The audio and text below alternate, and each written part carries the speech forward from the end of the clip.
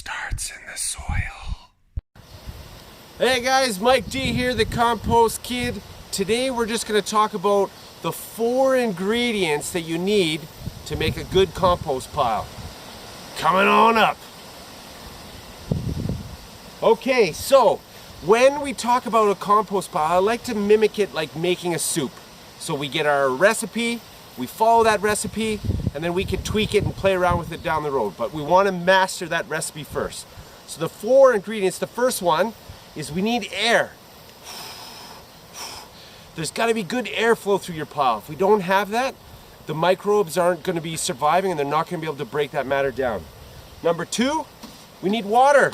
We got to have some moisture in there. If we don't have a certain amount of moisture, then those microbes again can't live. We got to have moisture, up to 50%. We'll talk more about that in another video.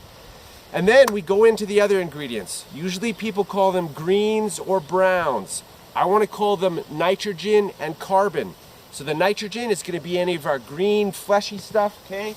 So we've got like fresh cut grass, that's going to be a good one.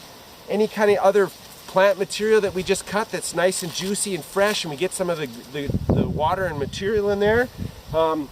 Any of our manures, so this is some dried up horse manure, so I'd moisten this down to put that to use. And then the big one is just what we all have, is all our food scraps, right? So lettuce that went wrong, we've got some carrot stumps. My little girl doesn't like the brown spots in her apples. Boo-hoo, okay? So those are our greens. And I want to call it nitrogen because something like coffee grounds, which is brown in color, will actually be a high nitrogen. So that's actually a green. So just that misperception.